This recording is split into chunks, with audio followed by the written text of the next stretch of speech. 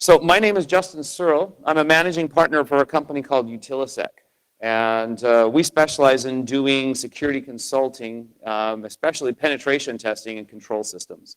So we end up doing a lot of work with different types of governments, helping write guidance documents for critical infrastructure, electric, utilities, oil, water, gas. We do penetration testing for those same organizations and companies. I'd say about a third of what we do penetration testing wise is probably for what we call asset owners. So electric utilities, oil, gas, manufacturing, automotive manufacturing, transportation organizations, anybody that has some type of a control system. That's about a third of our work. About a third of our work is with different government entities and government projects. And then a third of our work are with vendors like General Electric and ABB and Siemens and Rockwell, organizations that go through and actually create and manufacture this type of equipment. So what we're here today is we're going to be talking about one of SCADA's easiest and one of the most basic protocols, which is Modbus. And the reason why we're talking about Modbus, it's a very old protocol. It's been around for ages. But the nice thing about Modbus is out of all the SCADA protocols, there's almost no SCADA protocol that is as widely used as Modbus. There's more devices that support Modbus than almost any other protocol that's out there. So it makes it very nice to use. It's also a very simple program too, a very simple protocol that we can get into and understand. So what we're going to be doing, so as I'm talking, I have a couple slides to cover some background about what SCADA is, a little bit more about helping understand exactly where this fits inside of our world. And while we're doing this, please, if you want to follow along with the exercises, grab the DVD, grab the USB key, and start installing the software and get it up and running. So in about 15 minutes, when we start doing the hands-on exercises, you'll be able to have that data. So that'll be great. Like I said, you don't have to do all of it.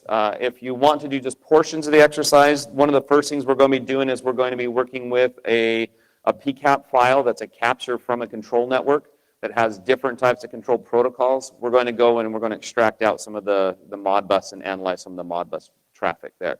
If you want to just do that, I do have just the file itself on the USB key if you want to work with that. Let me see how my other USB keys are going. Oh, I'm not quite done yet.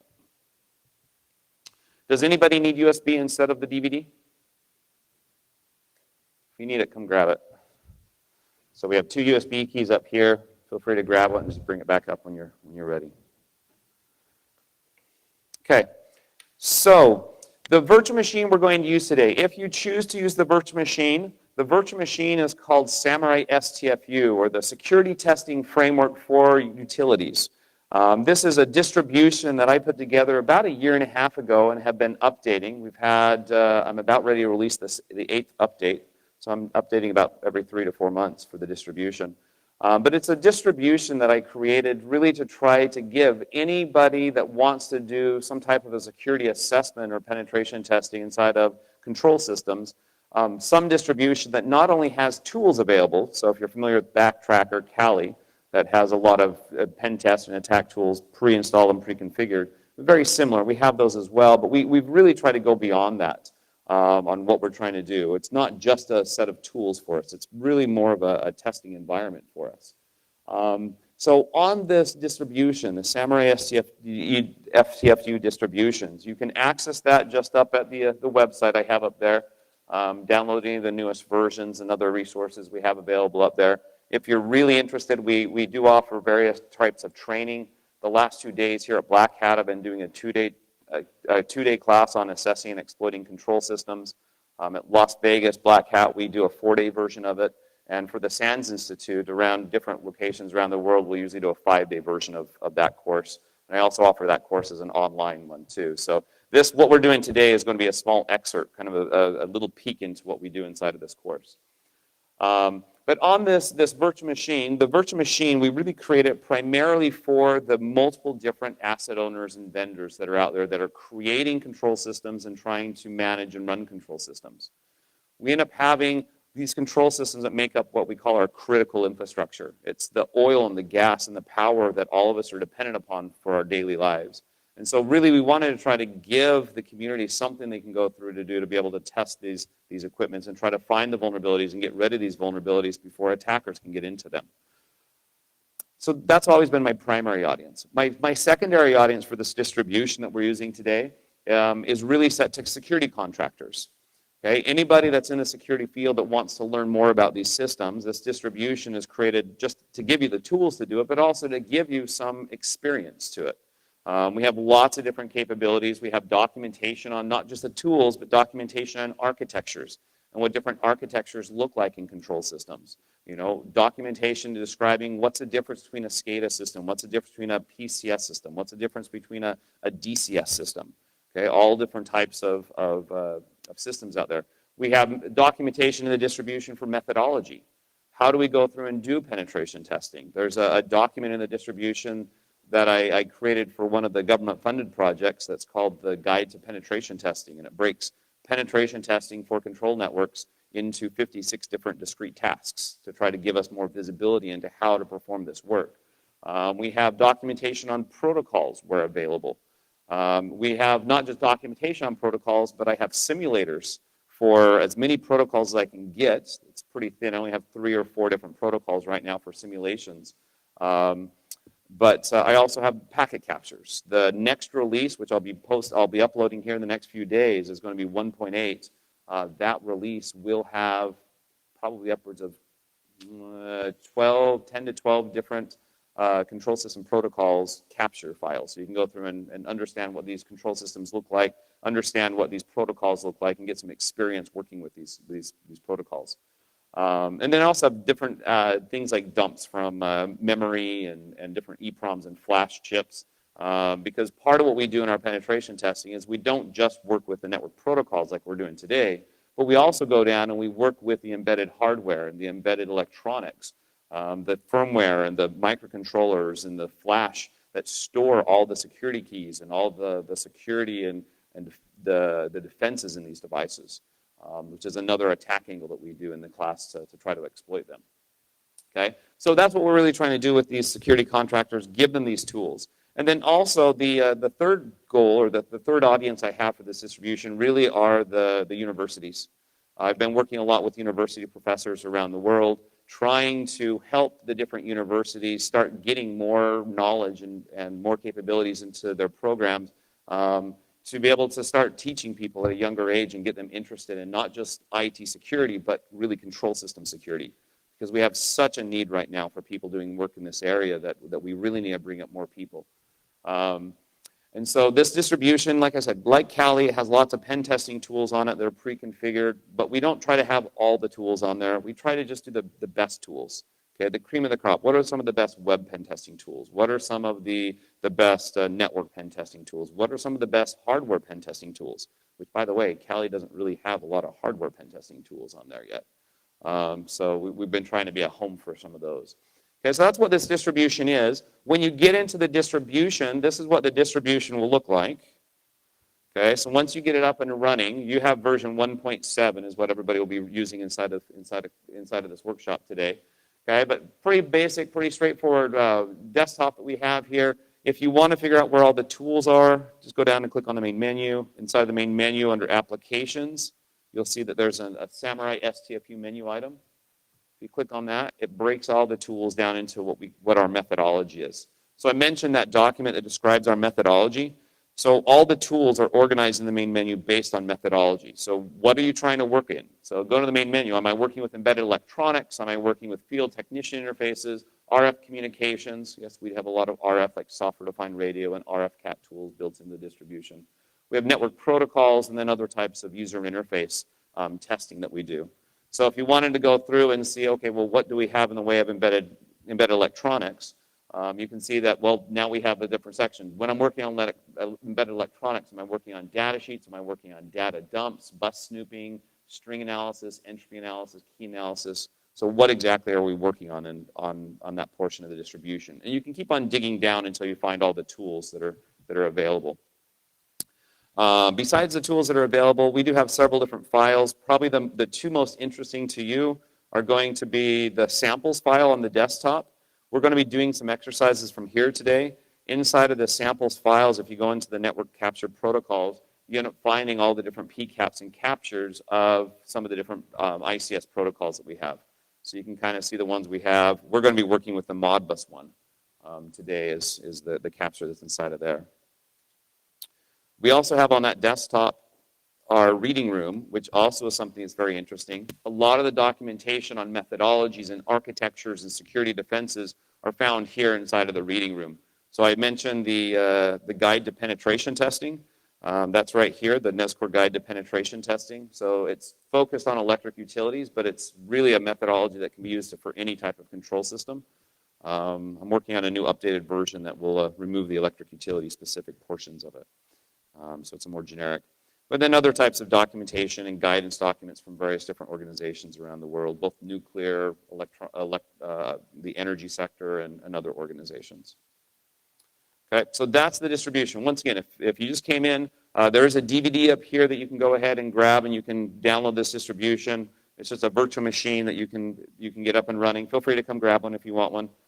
So there's the DVD. If you do not have a DVD drive, I do have some USB sticks that are available that you can go ahead and copy. If you use a USB stick, please just bring that USB stick back up after you're done so somebody else can use it. I only have a couple of them. Let me check to see if my other ones are done.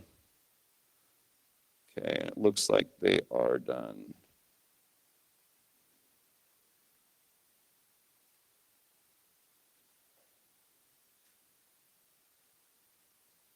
Okay, so here's 2 more USB sticks. Oops, and there goes my video.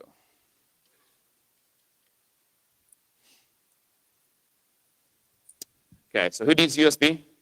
So I have, so please just copy the USB information off. If you do not have a DVD drive, I only have 4 USB sticks going around. Yeah, so please pass those around. When you're done with them, bring them back up here so everybody else can get to them. If you do not have a computer with you today, feel free to download the distribution anytime you want. It's a free open source distribution. Grab it anytime you want. Like I said, I'll have the newest release posted up here probably within the next 5 to 6 days.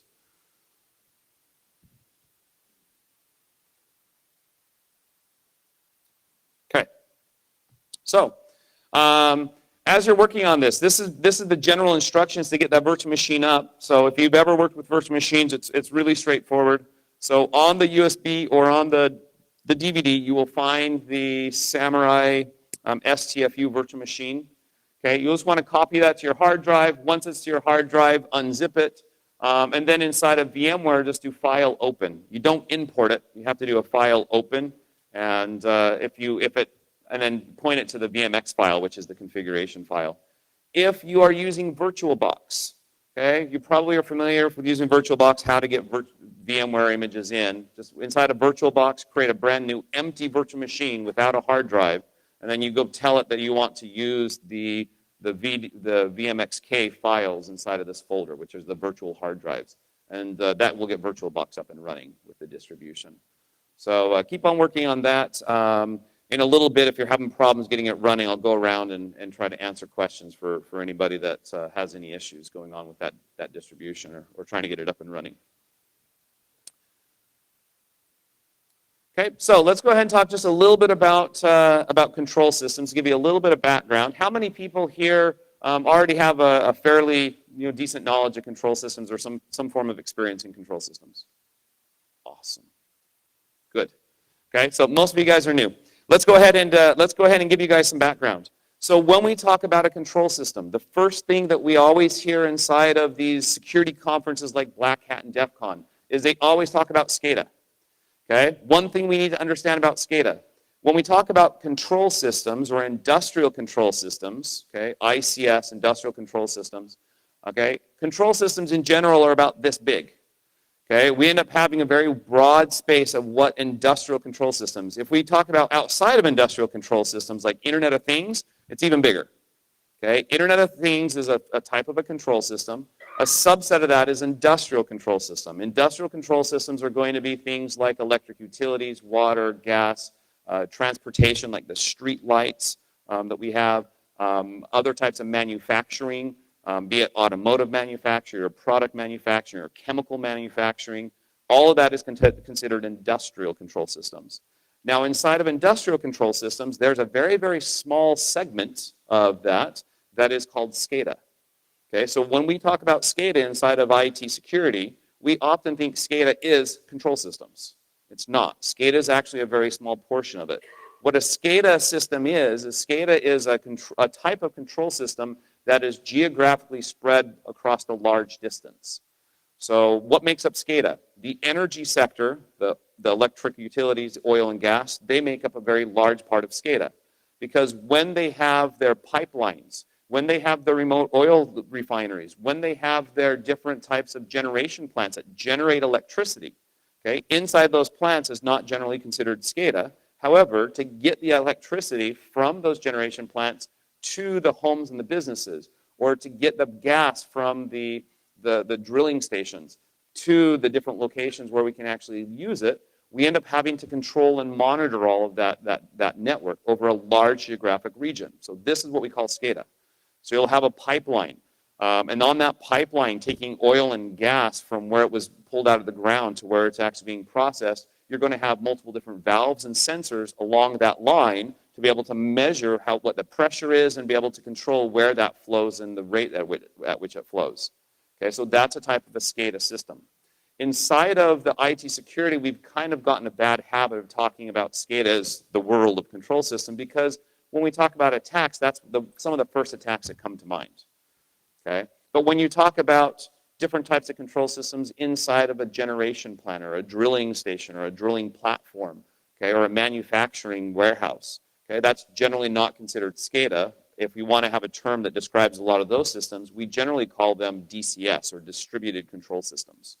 Okay, so different types of needs.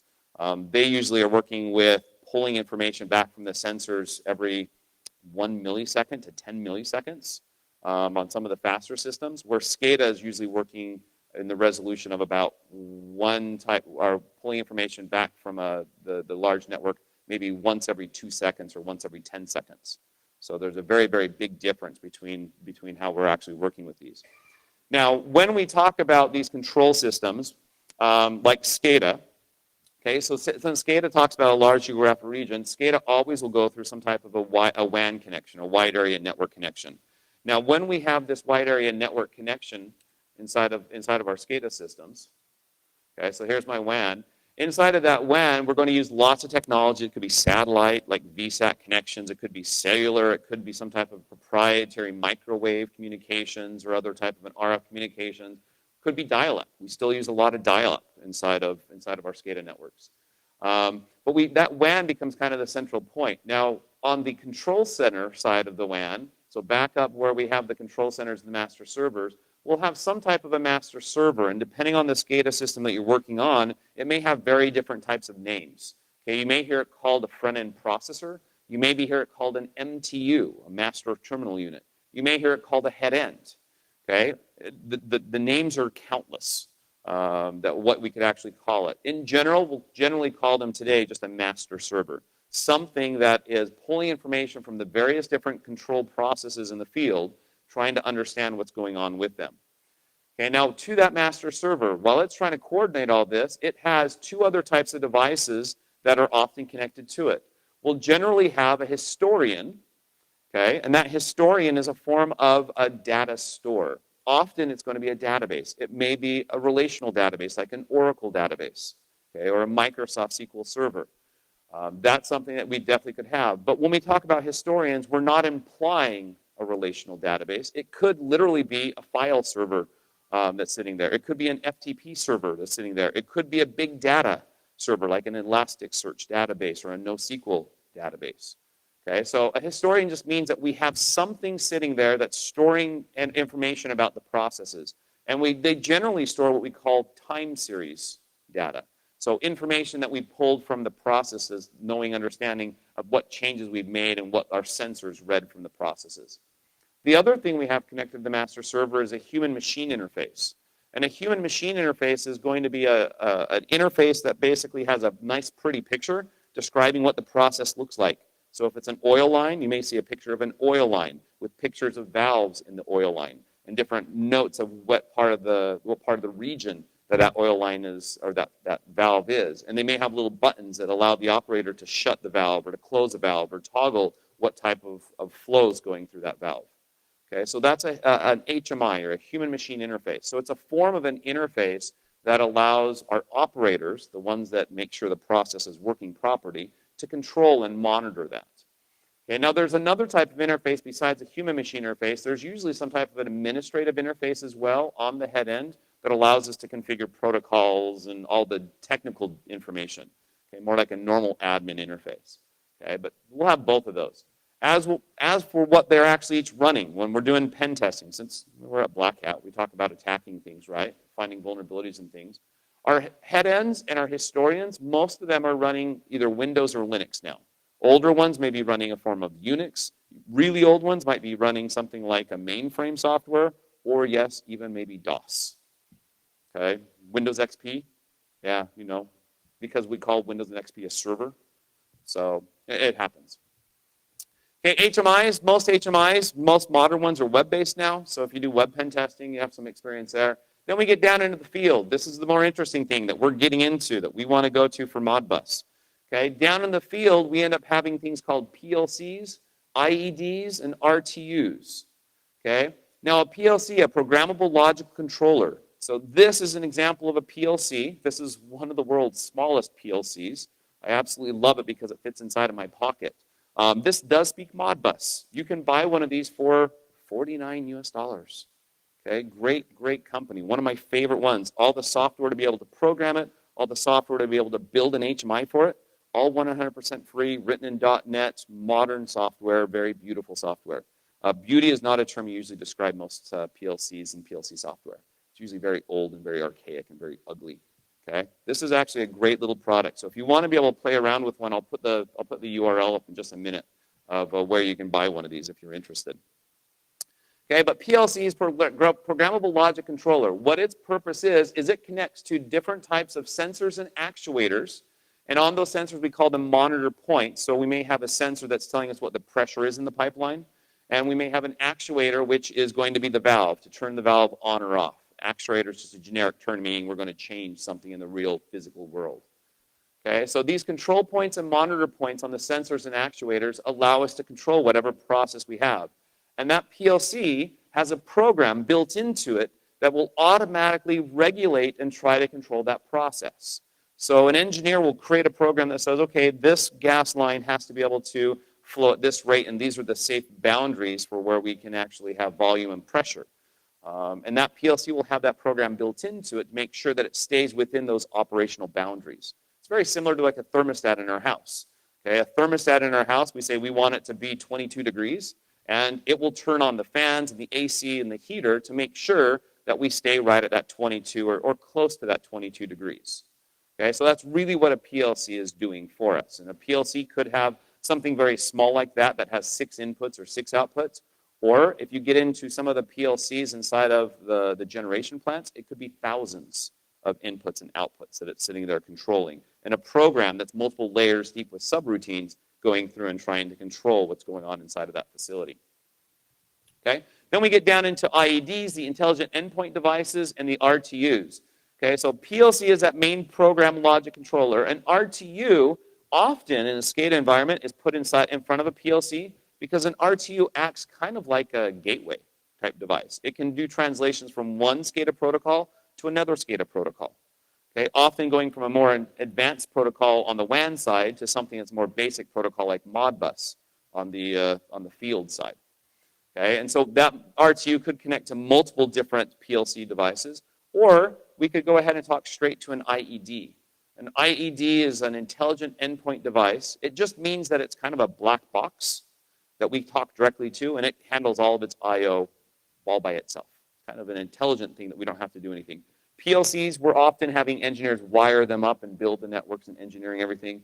An IED is something that's self-contained, kind of like a smart meter. Okay? Smart meter is a self-contained little black box. We talk directly to the smart meter and get its information from it. It doesn't have to go through a PLC. Okay, so those are our basic architectures that we have available for us. To go ahead and give you one example of what this looks like. Let's go ahead and talk, I've given you examples of oil and gas. Let's talk about an example for an electric utility. So say here in Singapore, we end up having an electric utility that has multiple different substations around the country. And these electric utilities are going to have these substations as well as their control centers, as well as all their customers, the resident customers and the commercial customers, that they have to try to manage all of this flow of electricity. What this diagram represents, and I lovingly call this the spaghetti diagram, and no, you're not supposed to be able to read everything on this. You'll have to be able to get the slides later, and you can see it a little bit better there. But on this diagram, this tries to show the major systems found in most electric utilities and the communication links between each of those major systems. Now, when we talk about SCADA, SCADA is only a part of what an electric utility has to deal with in their control networks. Okay, we end up having what we call the distribution SCADA. So here's my distribution SCADA server, and it goes out and talks to the substations, which are those fenced-off areas that you'll actually see around different cities and residents, where all the power lines come into, and they have some control houses inside of there, and they distribute the electricity out to the homes and the businesses and the apartment buildings. Okay, so that's our master. That it goes out, it talks to the field, to all these different types of devices. We have the same things on transmission. So when you have large countries that's sending power over large distances, we call those transmission lines. So they usually have a different type of a SCADA system to control that power over a long distance. And then we have different types of SCADA systems that are talking to the power plants and pulling information from the power plants and trying to initiate the flow of data there.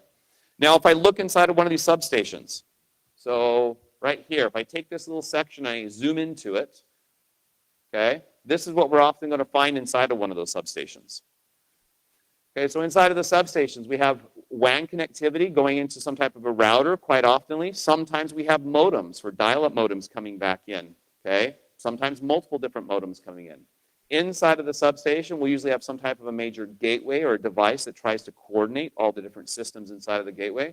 And then inside of the substation, we're going to go ahead and have different types of communication processors, different types of RTUs, those remote terminal units. We may have different types of relays, different types of PLCs that are doing communications, or other types of IEDs, like a digital fault recorder or a meter. Okay, so lots of different protocols and lots of different types of technologies found at this area. Now, what we're interested in is the Modbus protocol. And where do we find Modbus? Well, you can find Modbus in most sections here. You never know where you're going to find Modbus. It just kind of pops up everywhere anytime you're working with control systems. But quite often, PLCs end up doing a lot of Modbus communications. Our RTUs end up doing a lot of Modbus communications. And then sometimes on these communication processors or the relays, you'll end up seeing some Modbus communications as well. Okay, so looking at PLC. Here's that PLC I told you about. If you're interested in buying one of these PLCs, fairly inexpensive, Velocio.net is where you can go and grab this. It's about $49 US is their basic model. It is by far my favorite PLC on the market today. It's small, it's teeny, it works very, very well. It's a fun little project hobbyist one, and we can start going through and doing some research on it as well. Other PLCs, my second favorite PLC is a Siemens S7 1200. They run about $300 to $400 US for those, and that's generally without the software. You end up charging the extra for software as well for that. But great little product. So if you're interested, go pick one up. They're actually fairly cheap and inexpensive. Great for being able to do your own research. The other nice thing about them is it speaks Modbus over the USB cable. All your other PLCs, you'll have to buy a special cable to speak Modbus to it via a serial interface. This allows you to speak it right on the USB port that you're already communicating with it. So it works very nice that way. Okay, but on my PLCs, no matter what PLC, something very small like a $40 PLC, or you go to a $100,000 PLC that's being put inside of some of the plants, okay, all of our PLCs are going to have some type of a communications port to go upstream to the master server or whatever other software is managing it. They're going to have some type of an input and some type of an output. Now this one we have some analog inputs, more analog inputs. We have some digital outputs, and we have some digital outputs here. Okay, so these are all how we're talking to the outside world. So all the outputs, so output, output, I guess only these two are outputs. So the outputs are going to send the control signals out to make changes into the environment or whatever process we're doing, maybe close a valve. The inputs are going to be the sensors that we're monitoring to try to figure out what we need to do with that process. Okay. When we are going through and using a protocol like Modbus, Modbus is a simple protocol that allows us to say, read this input or change this output. And that's all Modbus does. Very, very simple product. Very, very simple protocol. Modbus has to be communicated from the master down to that PLC unit. Okay, and it just says change or read or write is really all that we're really doing with Modbus. Now there's other protocols besides Modbus. If you want a kind of a list of some of the major protocols that we have in control networks, here's kind of a fairly succinct list of the most major or the most popular protocols you'll come across inside of our system. So notice that Modbus and OPC are two very common ones. They work at different levels. Modbus is down on the PLC level. OPC is a protocol that we often speak up at the HMIs and the master servers, kind of higher up the communication architecture. So those are some we have in our manufacturing. These are mostly these lower level protocols that might be used instead of Modbus. Inside of the energy sector, like oil, gas, and electric utilities, these are some of the protocols that they may use instead of Modbus. So depending on where you are and what types of systems that we're working with and the specific needs that you have. Okay, so you guys ready to talk about Modbus? What we're here for. So Modbus is a protocol, a control system protocol, very simple one. It was made back in 1979, so it's a very old protocol, very simple protocol. It is widely implemented to the point where it has hundreds of vendors that are producing it for their products. Okay, like I said, probably one of the most produced and most implemented protocols that's out there. It was a protocol that was made to talk between a master station or some type of a, not master station, excuse me, some type of a master server going out to some type of a field device like an RTU, a PLC, or an IED out inside of the field. When you're doing it, some of the general rules of the protocol, the master station is the only one that can talk. He's the only one that can initiate conversations. So what we call is we have the master that is pulling the different field devices. He will pull it to try to be able to do read values. And often these will be very, very discrete, synchronized read values. Inside of SCADA, like I mentioned, a lot of electric utilities will do reads of their substations every 2 seconds. So we're constantly going through and the master will say, okay, what's the current status now? What's the status? What's the status on all the sensors? And it pulls that back into the master. The slave is only allowed to talk. So when they call it master slave, slave is that field device. So that field device is only allowed to reply. Modbus has no capabilities to allow that slave device or that field device to be able to speak on its own to send information back up. The newer protocols that we had on the other screen, most of those, you can go to the field device and say, okay, at this time period or when this event happens, go ahead and automatically send information back up. Modbus cannot do that. Modbus is a very, very simple protocol.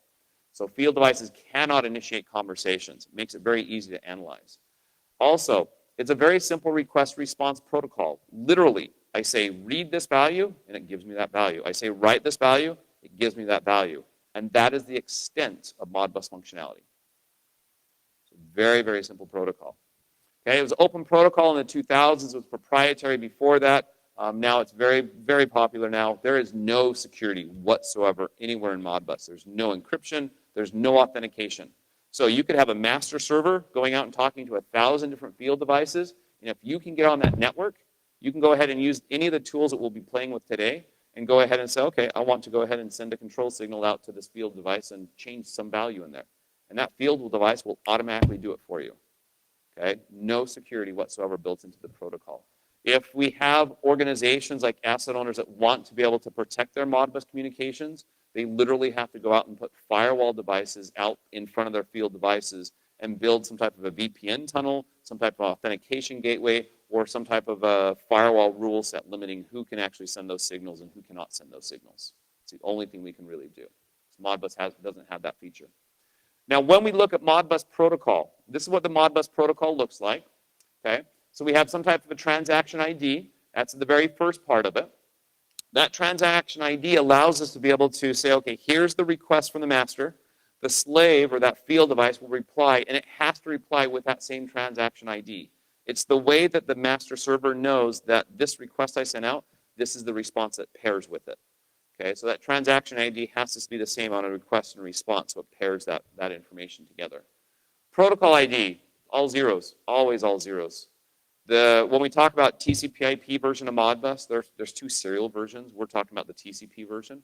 The TCP version of Modbus, there's only one, and it's version 0, and so you should never see anything but zeros in that section. Okay? The length. The length is going to be an identifier saying how much data comes from this point on inside of the packet. Then we have a unit ID, so actually 6 bytes. I have 1, 2, 3, 4, 5, 6. So I guess that is correct. Unit ID talks about which Modbus device it is. Remember how I said you can talk to a RTU, and that RTU can talk to multiple different types of PLCs out in the field? Well, if you talk to an RTU with Modbus, you can actually say, I want to talk to unit ID 1 or unit ID 2 or unit ID 3. So Modbus has a capability built into it to multiplex to multiple different types of devices beyond a single gateway device. Okay, so unit ID 1, if you're talking directly just to a PLC, it most of the time is unit ID 1 is what they usually have it programmed to. Function. The function is going to be the command that we're actually doing. So this function is going to be a read. And then we have the function's data. What are we actually trying to do? Here specifically, we're saying we want to read address or register value 8D2. So that's going to be the address that we want to read. And we want to go ahead and read 2 words of data out of there, or 4 bytes of data. That's how we decode that protocol. Okay, so simple protocol. That's the extent of it. That's what our packets will always look like inside of Modbus. If you want more information, Modbus does have the full docs on it. It is an open protocol, so you can go ahead and you can download the full standard for free and dig into exactly how it works. Okay? What I want to do is go ahead and show you just a little bit more for the command. So here's the function. There are several different functions we can use, and so here's a list of the major functions that's out there. When we talk to different types of PLCs, okay, I showed you on these PLCs, we have digital inputs and outputs, and we have analog inputs and outputs. If we want to talk to a digital input or output, we call these coils in Modbus terminology. Okay, so if I want to go ahead and talk to digital, which means bit level access, either on or off, we can go ahead and we can read coils or we can write to coils. Okay, when we read coils, we can read discrete inputs or we can read coils. Discrete inputs basically are the input lines, the digital lines coming into this device. My read coils are going to be my outputs. I can read the current state of what my output is on the PLC. Or I can go ahead and write to that coil and change what that output value is on that PLC. So be able to turn some type of a switch on or off, turn a valve on or off. Okay, so that's all our digital. So this is digital in and out. All of it is bit level access, 1s and 0s that we're sending. Now, if you want to talk to an analog input or an analog output, okay, analog is what we call registers. Analogs by default will be 2-byte values, okay, or a word is what we usually call it, okay. And when we talk to those analogs, it's 16-bit access, or 2 bytes, and we can go ahead and we can read the input. So if we have an analog input, we can read that current value on that input, or we can go ahead and read the holding registers, which is my output. So what's the current state of the holding register? Okay. We can go ahead and we can write to that holding register. So basically change what my analog output is. So if I have an analog output, basically say it's going to be something like setting a temperature for a thermostat or setting a temperature for some type of a vat that we're boiling. We can go ahead and we can set a temperature, and the PLC will automatically know based on whatever temperature we set. So we set it to 150 degrees Celsius. Okay, the program inside of here will know that 150 degrees Celsius is equal to this 16-bit number to be able to send it on to whatever product that we're doing that's working on it. Okay, so a bit level access, byte level access for the analog. And then we have one feature that's not very often implemented. Most Modbus devices don't have this implemented, but sometimes you'll have a Modbus device that allows you to either write or read files from the Modbus. I've seen once or twice where they've had log files where you could actually pull a log file off of it by doing a read. I've seen at least once where they had a firmware where you can actually write a firmware and flash the device via Modbus by writing the file to it using that command. So as a side note, I actually spoke to the engineer that designed this last night for the first time, and he said that in their newest product, he's actually considering adding that field record access to be able to read different types of memory locations or data sets, storage locations on this device. So kind of fun. That will be coming. Okay, and then we do have some special commands that are outside of just the simple read and write. These often are not are not implemented. If they are implemented, they're usually implemented a little bit more proprietary. There's multiple different types of diagnostic information that may or may not be implemented, and then some type of an encapsulated transport if you want to try to tunnel something over Modbus. I've never seen that implemented myself. Okay, so here's a summary that we have for the reads and the writes. These are the most common things. If you ever look at Modbus captures, which we're going to be doing in the next slide, the first hands-on exercise, is if you're ever looking at Modbus captures, almost every single command you'll ever see sent on the network will be one of these 8 commands. Okay, it's very rare to see something outside of one of these 8 commands in normal control system traffic. Okay, so when we have reads, we can either read a coil, or we can read the discrete input on the device. We can read holding registers, or we can read input registers on this device. So a couple different things that we can go through and read on these devices. Okay, we can also go through and we can write to coils. Okay, we can go ahead and we can write to a single register value. We can write to multiple coils or write to multiple registers. So once again, writing to a coil means that we're changing the output of a binary. We're changing a binary output, turning something on or off.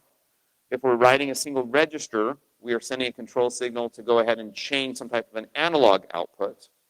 Or we can go ahead and change multiple binaries or multiple analog outputs on this device. Okay, so that's how our protocol works. Now, what we're going to do, we're going to go ahead, I have an exercise for you. So the first hands-on exercise is on the USB or on the DVD inside of the virtual machine. Okay, inside of the virtual machine, you will find a PCAP file. Okay, that PCAP file is a Modbus capture. So if you have the virtual machine running, okay, inside of the samples files, you'll go down to our network capture protocols, and you'll go into your Modbus SCADA. And inside of here, you will see a PCAP file. So here's the Modbus TCP PCAP. What I want you to do is I want you to open that up inside of Wireshark, and I want you to try to answer some questions. If you have the USB stick instead, okay, on the USB stick, I didn't get the capture actually on, I don't think I got the capture on the, did I do that? Oh, it might actually be on the DVD. Inside of the DVD, if you look inside of the DVD, I know it's on the USB stick. The USB stick actually has a smaller set of files on it, so it was easier for you guys to copy across. Let's do a few course. Give me a second. Yeah, I think it's actually there. I think on the DVD, if you look inside the DVD, you should be able to look inside of there under the lab files, network protocol capture, SCADA Modbus. You should be able to go through and find the Modbus TCP file. So go ahead and open that up inside of Wireshark. And the questions I want you to try to answer, and I'll walk around and help people, and then I'll do it up in front of the screen for everybody after you guys have a chance to play with it. So I want you to answer these questions. Or if you're online, you can grab the capture from cloudchalk.org too. It's up there. So what IP address is the master on? So I want you to go through and analyze that traffic and identify where the master is, identify his IP address. Then I want you to go ahead and try to identify how many slaves is the master talking to. So by looking at the Modbus traffic, I want you to go through and try to see who that master is talking to and be able to identify and give me a count for how many different PLCs is that master speaking to. Okay, then the next one is the master writing any data to any of the slaves? So go through and look at the data sets and try to identify if the master is sending any write commands. So a command that's a 5 or a 6 or a 15 or a 16.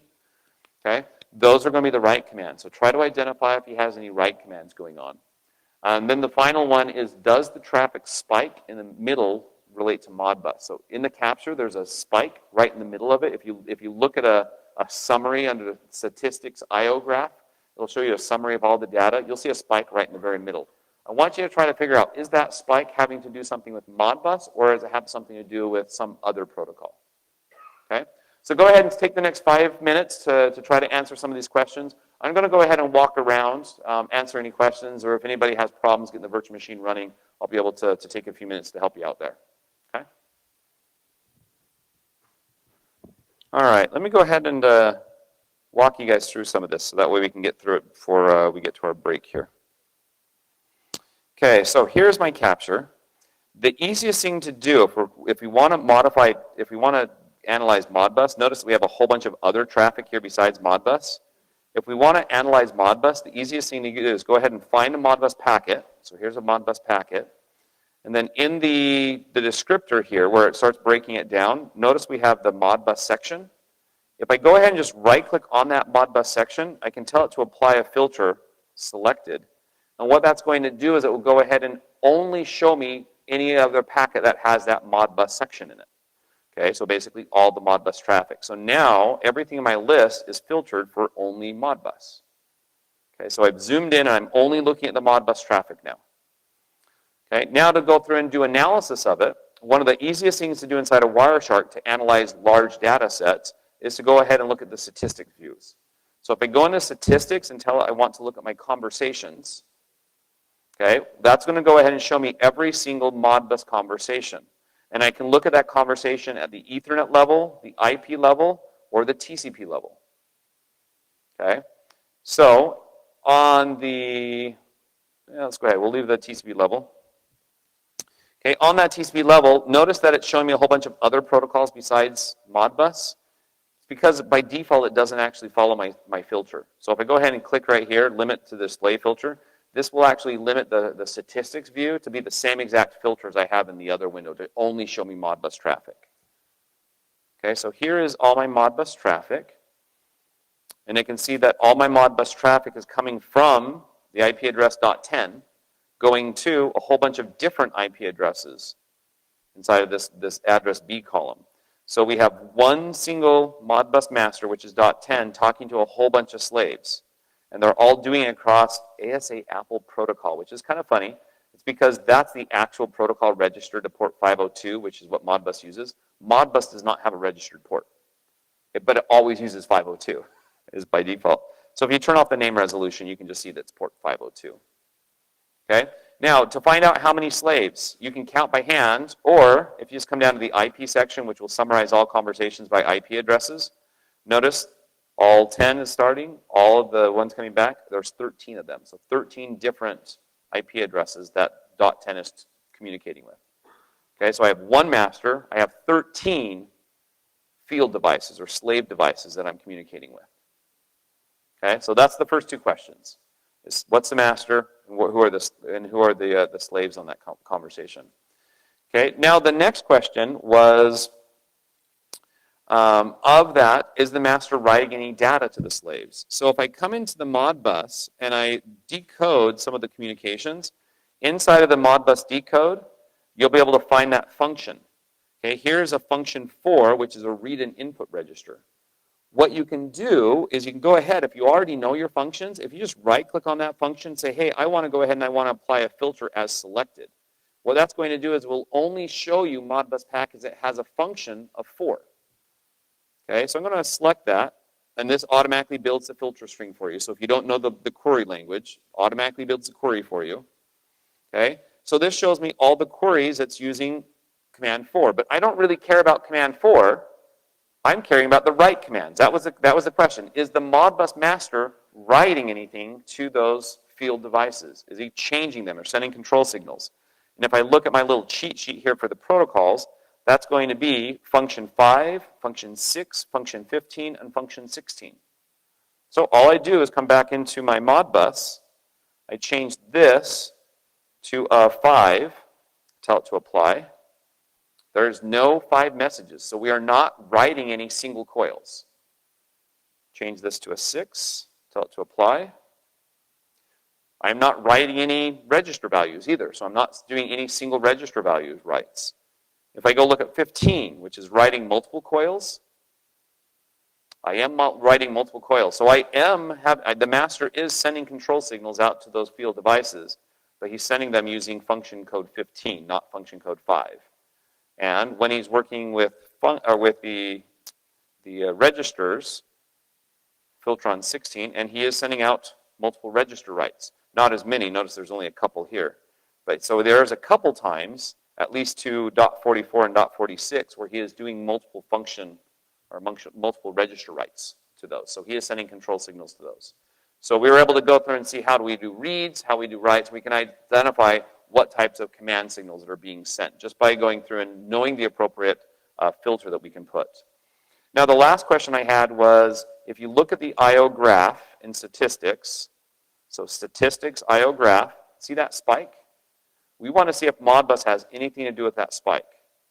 If I come down here to the this little section, the y-axis, packets per tick, if I change that to bytes per tick, which means show me not how many packets that are being sent, but show me how big the packets are, okay, notice that the spike's even more pronounced. It's a bigger spike when we look at it based on size.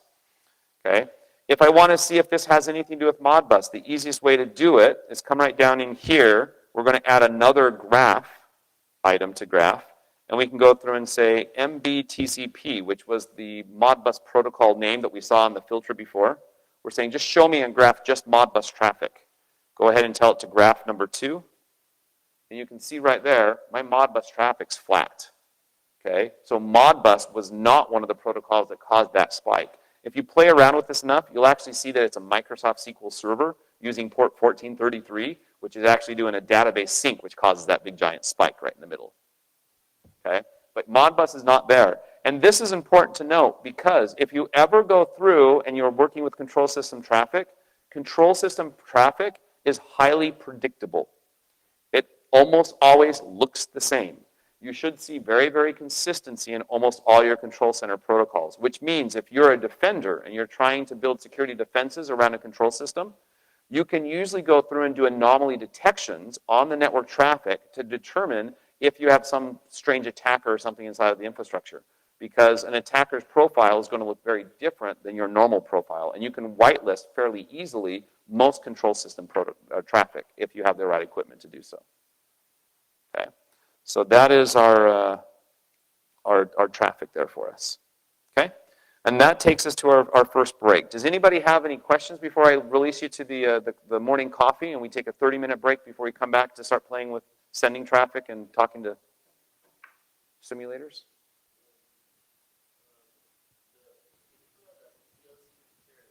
Can I pull up the PLC picture again? Yes. This one? No, that is not an RJ45. This does not have an Ethernet port. This one is just a USB port on it. So most PLCs, most PLCs on the lower lines do not have Ethernet ports. The least expensive PLC that you can buy with an Ethernet port usually runs right around $300, $400 US. So most of them have an RS-232 serial port on them. This one actually does it via the USB, or the USB port, which is nice because, like I said, all of us have USB ports. And so it's very easy to communicate via Modbus via that USB port. So that's one thing I really like about this PLC. And I mean, if you want to see it, you want to see the PLC? Oh, they're indestructible.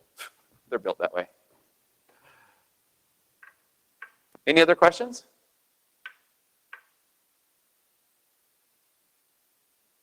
Okay. Go ahead and go join your morning coffee. When we come back, we will start the session back up at 11:45. We'll go from 11:45 to 12:45, and we'll go ahead and we will build a Modbus simulator in class, and then we'll go ahead and we'll generate traffic to talk to that simulator. You will need to have the virtual machine running if you want to do this exercise, because the simulator is inside of there.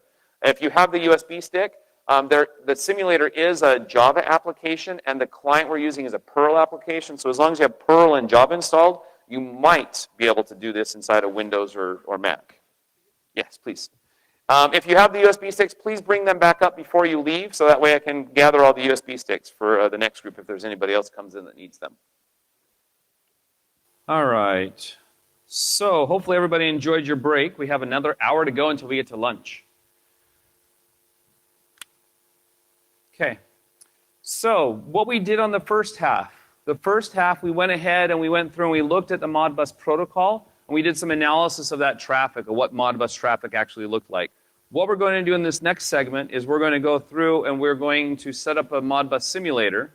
So that we're going to create a simulator that acts like a voltage regulator. So take some type of an input voltage in, and then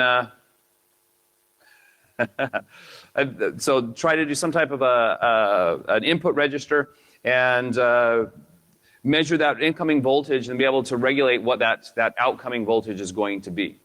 So that's what we're going to do for the second half of this section. Now, if you have if you weren't here for the first half, we do have the virtual machines that are available. If you go over on side of the DVD, up here at the very front, you can go ahead and get a copy of the virtual machine and be able to use for this exercise. If you have the files from the USB key does have files that have the Modbus PAL Java machine that we're going to be using for the simulator, and it has the Perl script, MBT get, that we're going to be using for the client. So that's what we're going to be doing for the second half. Okay, so first off, what we're going to be doing, so this is Modbus PAL. Modbus PAL is a Modbus simulator. It's just a Java machine, so it works very, very easy. Little piece of Java software, a little jar file. What we're going to do is we're going to create this voltage regulator, and a voltage regulator is going to be our slave device number one. We're just creating one device, and this is going to have an input voltage that's a changing input voltage, and we're going to go ahead and we're going to regulate it down to a very, very fixed voltage, and then set some alarms of where those voltages can actually work within that range. To be able to simulate the input, we want to have some type of an input. So if we don't have a real input, we're going to simulate or use an automation for that input voltage to be able to try to create that fluctuation of what a real voltage would look like. And we're going to exaggerate it.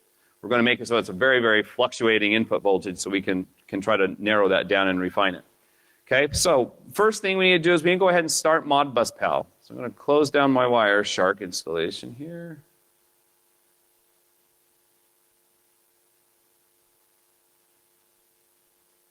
Okay, and then I'm going to click on the main menu. Inside of the main menu, I'm going to go ahead and do Modbus PAL.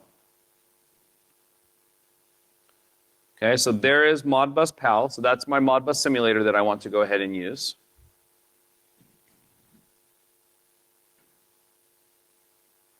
Okay, and once my Modbus simulator is opened up, I want to go ahead and create my automation. So we're going to start right down here in the very bottom first. So what we want to do is we want to go ahead and we want to add an automation. And that automation we want to add, we're going to go ahead and give it a name, and we'll call it input voltage. So that way we have our input voltage. It's going to simulate what that input voltage is doing inside of our system. Now, once I've created this automation, it's kind of an odd user interface for this tool. You click on the eyeball to be able to configure. Let's view the settings, I'm guessing. So if you click on that little eyeball, that allows us to open up a new window. Move it off the side so you can see it. Okay, that we can go through and create this automation capability. So inside of here, what we want to do is we want to go ahead and create a random generator. So click on random generator right here in the very bottom. Okay, when you create a random generator, it's going to ask you for a minimum value and a maximum value. So it's going to randomly choose values between that single range. Okay, so inside of this range, we're going to go ahead and say our minimum value is going to be 115. Our maximum value is going to be 125. Yes, forgive me, we're actually doing the US voltages, not the Asian voltages. So we're going to try to voltage regulate it to 100 and 120. So we're going to have our input that's fluctuating between 115 volts and 125 volts are what we're going to do.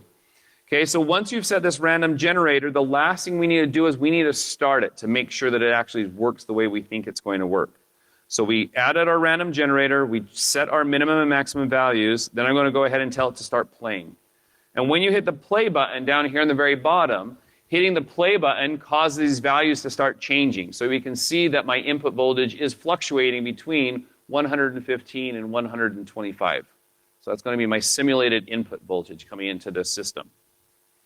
Okay, once you have started this and it's working okay, you don't want to stop it, you want to leave it running. Leave it up and running. Okay, and then we just want to close this window. Modbus PAL does have one slight little problem. If I were to leave this window open and then go back and try to create my, my Modbus slave and start playing around in there, as soon as you open up 2 or 3 windows, sub-windows, it crashes and hangs the application. So make sure I only work with one sub-window at a time. So I created my random generator, set my minimum and maximum values, and I went ahead and told it to start playing in the controls. Now I'm just going to close the window while it's still running. Okay? So we've now configured our automation. Now what we need to do is we need to go up to my Modbus slaves, and I need to add a Modbus slave. So I'm going to hit add. It's going to ask me what slaves I want to add. I'm going to go ahead and only add one slave. Okay, and my slave name is going to be voltage regulator. So I'm going to add one virtual simulated Modbus PLC, if you want to call it, okay, this voltage regulator. So once you've added one, given it a name, you should see it pop up right here. And of course, you can get in and change the name if you want to at any point. Okay, so there's my voltage regulator. I want to go ahead and I want to edit this voltage regulator. So once again, click on that little eyeball, okay, and that allows me to go in and edit the values inside of there. So this is my voltage regulator. These are all my different settings that we're going to set for our Modbus simulator. Okay, so inside of Modbus, remember how we talked about registers and coils? Okay, here's my holding registers. These are equivalent of my outputs. Okay, and then I have my coils, which are equivalent to my digital outputs. So these are analog outputs, digital outputs. Okay, we're going to first work with the very first one, my holding registers. Okay, on the holding registers, what I want to do for the holding registers is I want to go ahead and add some holding registers. By default, it's going to go ahead and add 1 to 65,000, which is fine. Go ahead and tell it OK. So it goes ahead and adds all these different registers for us. And I only want to configure the first 4. I don't want to do anything else with any of the other ones. And on these first 4, what I want to do is on the very first one, I want to have this as my input voltage. So I'm going to click on this very first value and tell it that I want to bind it. What this bind button does is the bind button basically takes this holding register and ties it to my input voltage automation that I created just a few minutes ago. Okay, so I'm going to say, yes, I want to bind it. That opens up this other little window. In this automation binding window, I want to go ahead and choose my input voltage automation that I created and tell it that it is a signed integer, 16-bit integer. Okay, so input voltage, signed integer 16. Okay, and then go ahead and tell it OK. That's all we need to do for this. And as you notice, I now have a value that's constantly changing, just like my input voltage. If that's not changing, make sure you check down here. Make sure the play button is playing. Notice mine's playing because I have a stop button here. So mine's already playing. So yes, I can see that my input voltage is already constantly changing. And then you can go ahead and give it a name.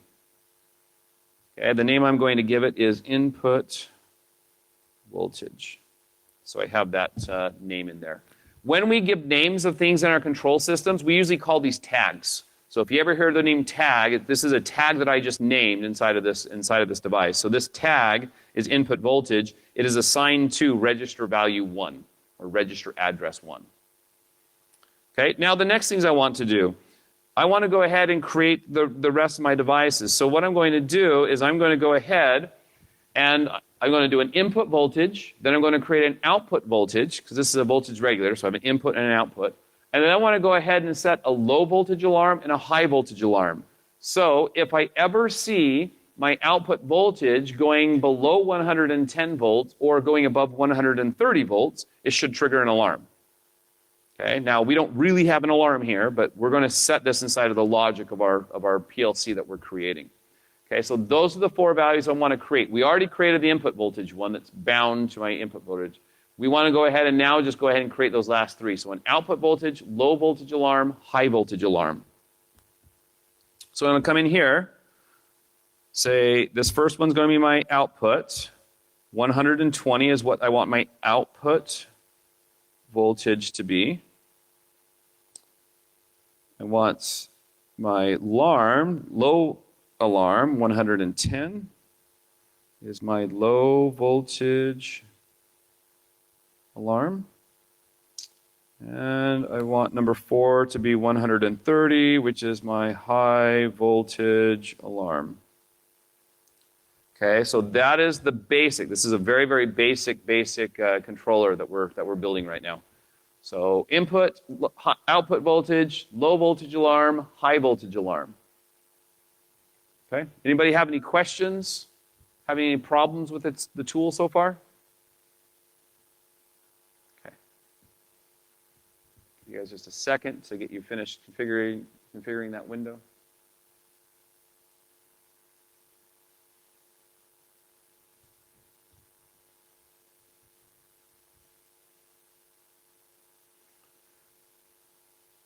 Okay, the next one we want to do is we want to go ahead and we want to configure some coils for us. So if we go over to the coils tab, there's two coils I want to configure. I want to go ahead and I want to configure an enable output. So it's going to be a switch on this voltage alarm to be able to say turn on output or turn off output. So that way we can remotely turn on and off this voltage regulator. Okay? So that's what the first one is enable output. The second one we're going to do is a safety override. By default, we want to have that safety override turned off, so a 0 value, basically implying that if the voltage goes below or above those alarm areas, that this safety override will prevent that behavior. But if I turn this on, then that safety override will allow me to go ahead and produce voltages outside of those safe ranges. Okay, so I'm going to leave that off. Okay, so enable output, safety override are the two coils I'm going to create. So here I'm going to go to my coils. I'm going to go ahead and add coils and just go ahead and let them add all of them. That's fine. Okay, for my values, it's going to be a 1. And this is going to be my enable output. Go ahead and scoot it over so it looks a little nicer. And then that 0 value, I'm going to go ahead and say safety override. Okay, so safety override by default is turned off right now. Okay, so that is my basic voltage regulator. So this is just a very simple machine. This is going to now simulate this quote-unquote virtual PLC speaking Modbus and allow me to go ahead and read these values or change these values. Okay, so once I have this all configured, I'm going to go ahead and close this window.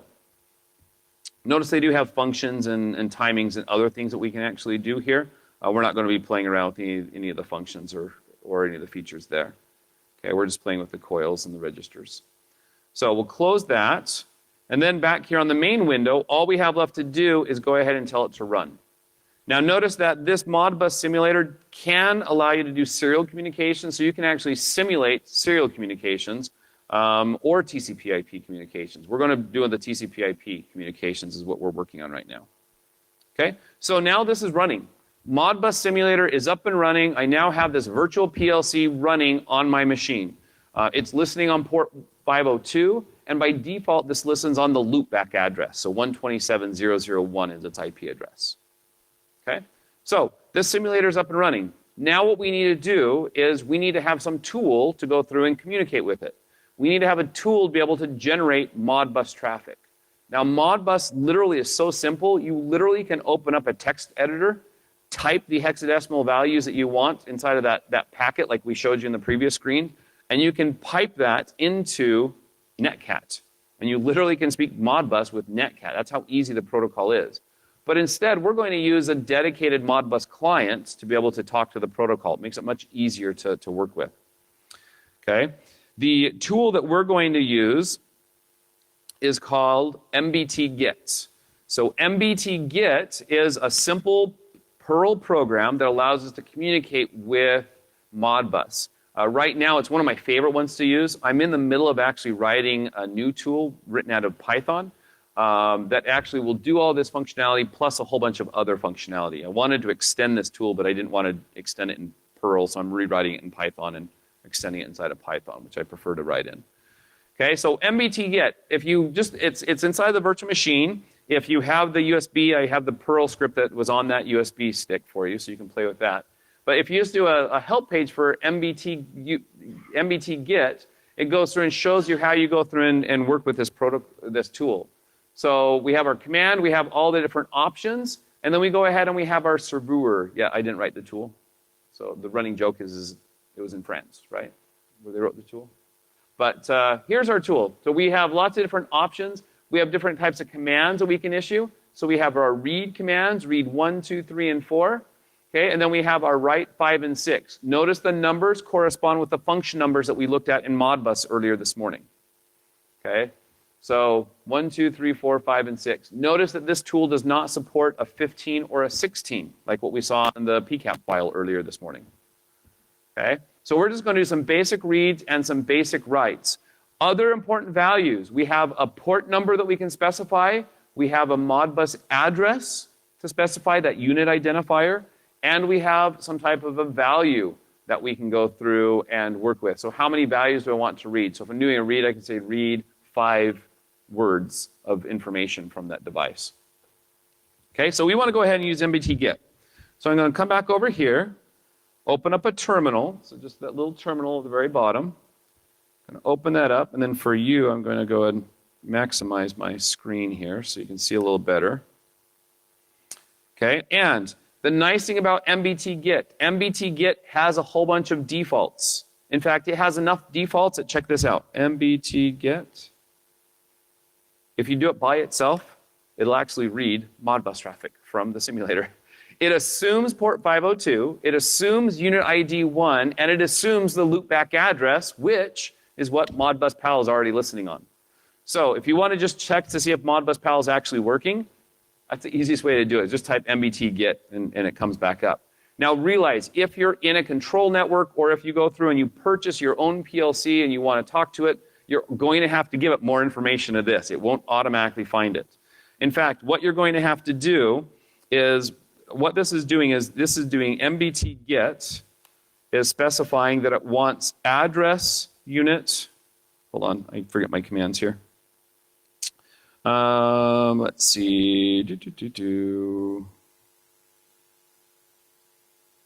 words, yeah, right values, the address, unit ID. It's assuming unit ID 1, it's assuming address 0, if I remember right. Nope, that was address. Oh, that was it. Yep, address 0 is what it's assuming. And then it is also assuming that we're doing an R3 value. Yep, that is the right assumption that it's making. And it's assuming that we're talking to port 502. And it's assuming that we're talking to 127.0.0.1. Let's go ahead and take that. Oops. 127.0.0.1. Okay, there we go. You guys, yep, you still see that. That's a good size. Okay, so that is my full Modbus command that's actually happening. It assumed all those defaults for me. But if you want to be able to use this tool in a normal network, plug your laptop into a normal network, and this is literally just change this to whatever you need it to be. Mostly what you'll be changing is the IP address. The rest of these values should be the same as almost any of your Modbus devices that you ever purchase or you're playing around with. They almost always will listen to use it to unit ID 1. They'll almost always have an address 0 that you can talk to, and reading R3 is just the register values that's there. Okay? So now what I want to do is I want to go ahead and I want to try to read all the different register values in this device. So I'm not changing the unit ID 1. I'm going to leave that one. I'm going to leave address 0. So saying I want to start reading at address 0. Okay? But what I'm going to add in here is an N3 or 4. I want to read 4 different words from this device. Okay, and if you want, you can clean this up if you don't like having the spaces in there, if you prefer having it that way. Oh, just kidding. It requires spaces. Sorry. I'll make sure I make my tool so it doesn't have the spaces for you. There we go. So what we did is we went ahead and just read those 4 values, the very first 4 register values. So we went ahead and saw the 16, we saw the 120, the 110, and the 130, which are all the values we have inside of my Modbus PAL. And if I keep on reading it and run that same command again and again, notice that address value number 1 keeps on changing. Here's a 116, here's a 115, here's a 115, I run it again, 115, run it again, 123. So that's that constantly changing input voltage.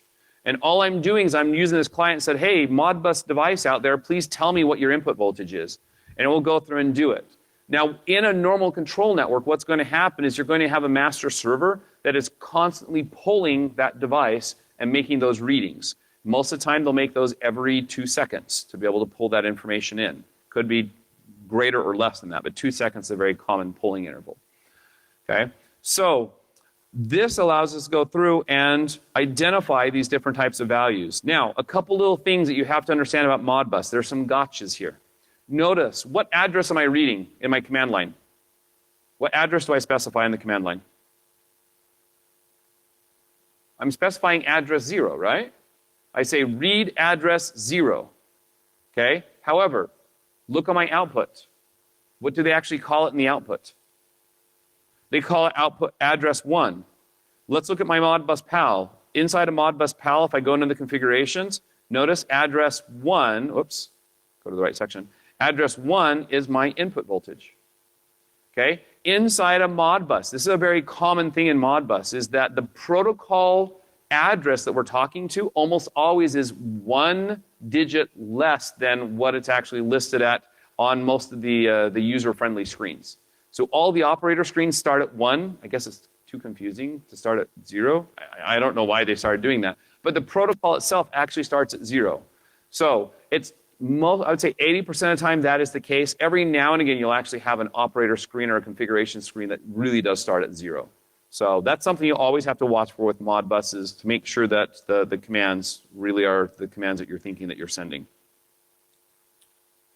Okay? So that's the first thing to it. Here's the other thing to it. Inside of Modbus, I'm saying read address 0, and I want to read 4 words or 4 different address values. Okay, so I read 1, 2, 3, and 4. So I read all that information. Do you guys see the tags in there? Do you see the names? Do you see the word input voltage, or the input voltage there, or output voltage? Okay, inside of the Modbus protocol does not support tags.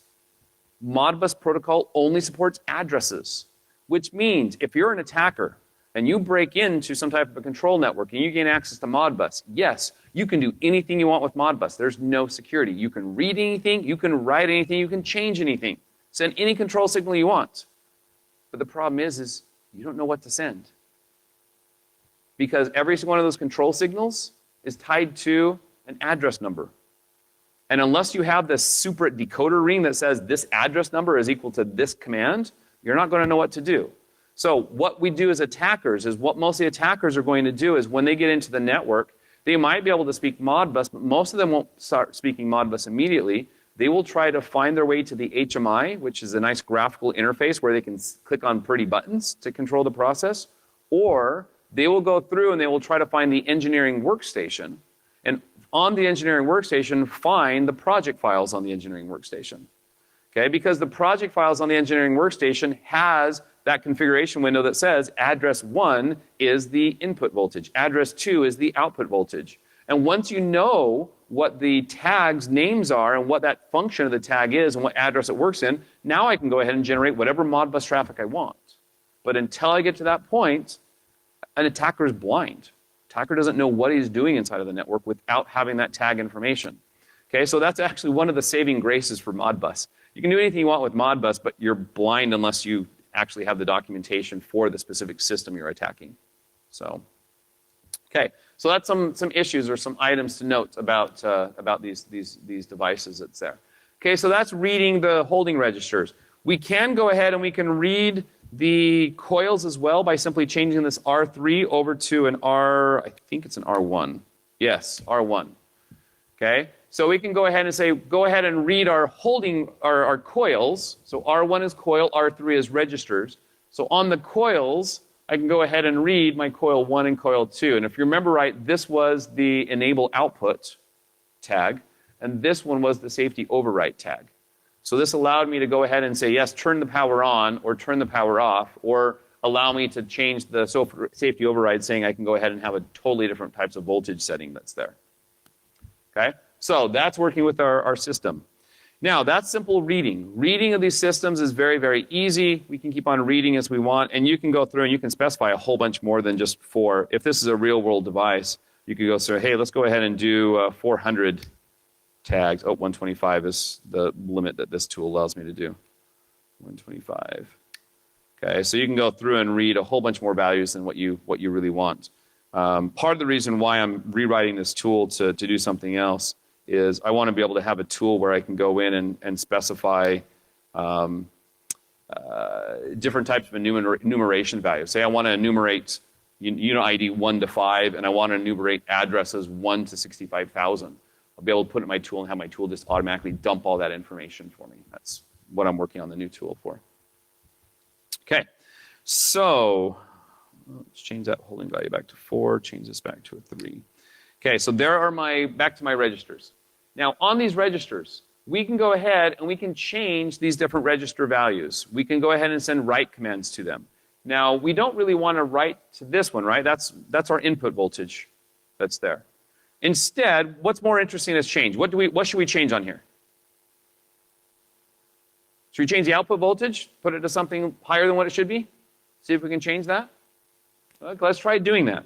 Okay, so inside of this system, we can go ahead and we can say MBT get, so that same exact command, but instead of issuing a read command, instead we can go ahead and send a write command, a W6, which is writing a register value, to be able to go through and change a value. Now when we do that, we're not doing an N because we're not writing multiple values. Instead, what we're going to do is W6, and we specify what value we want to write. So what value should we write? Well, if we're changing my output voltage from 120, let's change that to something outside of these bounds, right? Let's go ahead and try changing it to 220, 240. So I'll say 240. Let's see if we can change the value to 240. Okay, said it wrote it okay. Let's go try reading it. So I'll up arrow twice, read my values again. Okay, coming inside of here, 220. Oh, hold on. Oh, because I changed I added address 0. That's what I did. So if I do this real fast, you can see, not fast enough. Oh well, let's just change that to the right value. So we want address 3. So once again, remember it's 1 off. So if I want to change this one, I have to do 4 minus 1. So I want to change that to 3. And then go ahead and do my read. So notice I did change that value now inside of it. So with Modbus, there's no security. It doesn't matter if there's some other server that's talking to this PLC controlling it. I can literally come with my laptop, go in and change any value I want, and that Modbus slave will say, okay, and change it.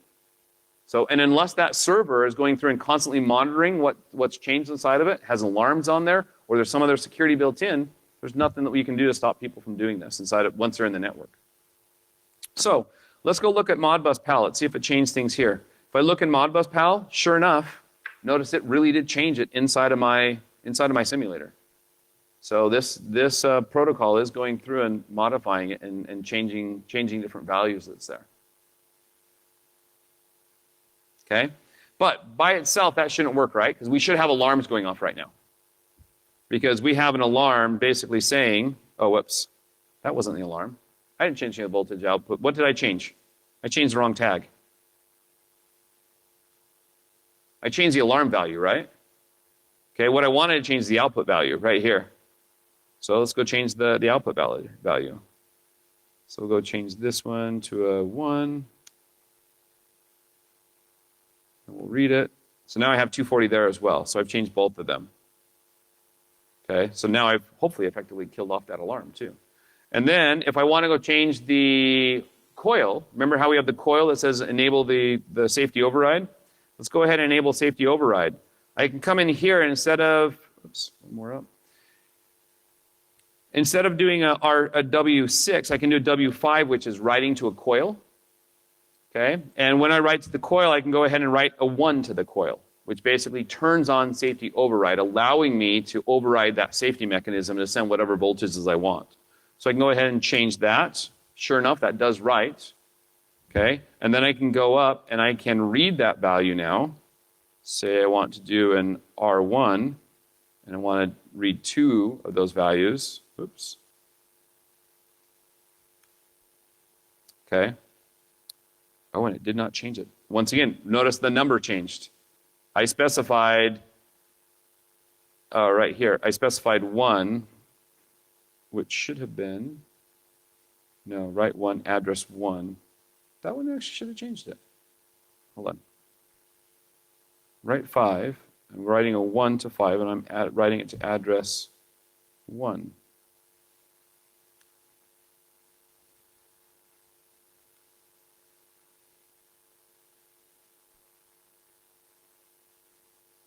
Okay, let's try, it shouldn't be 2. There, it was. Okay, weird. So that one's not 1 off for some reason. Okay, so I've been able to go ahead and change that safety override. So we now modified that one as well. So we can come back into Modbus PAL, look at this, look inside the coils. Sure enough, I have been able to change all these values. Notice I did change that one on accident. So yeah, that was weird how it was coming back strange like that, but we got it. So we got it all changed now. So we can go through with this tool, send any type of Modbus traffic we want, pull that information back, make any changes to it. So that's really the extent of Modbus. Very, very simple protocol. Now, if you ever want to play around with Modbus and dig into details with what's really going on behind the scenes, say that I'm sending this command where I am telling it to read a coil, and I want to read 2 coils starting at address 0. There is an option here that I can specify. That is a -H. Oops, not H. Where is it? Value hex, -hex, that's what it is. I can add the option -hex onto the command.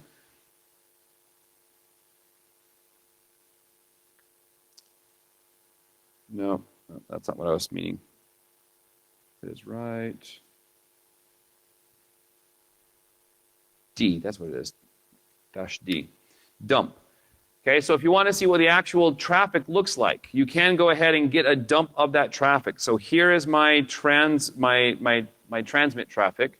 Here's my response coming back with the actual values coming back. So if I look at this, notice that the very first 2 bytes is the transaction ID. So if I was come over here, step back up to right there. First 2 bytes are transaction IDs. So there's the first 2 bytes, transaction ID. Here is the version number of Modbus. Okay, so that protocol ID, all zeros, all zeros. Here is the size that we're actually sending. So we should have 6 bytes. We can count that. So there's 1 byte, 2 bytes, 3, 4, 5, and 6. So that's our length. And then the next one is going to be our unit ID. Notice unit ID 1.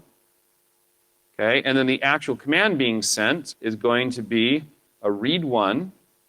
So that's going to be the function that I'm sending. And then the function's data is going to be the address and how many different types of, how many different addresses to read. So I am reading from address 1, and I'm going to be reading 2 different coils from that address. And then when I get the reply back, notice the replies match, protocol's still there. It's saying that I have 4 bytes worth of data on unit 1, and I'm getting a read coil response message back. And since I asked for 2 coils, one of those coils is 01, one of them is 03 coming back. Okay, so that is my Modbus protocol. So very, very simple, straightforward protocol. You can go through and do it. Literally, you can take these, like I said, use netcat, paste that into netcat, and be able to play around with that. Okay. Now, how many of you guys were able to follow along with this inside of the virtual machine? Okay. Did anybody have any questions that was following along? Pretty straightforward? No problems. Okay.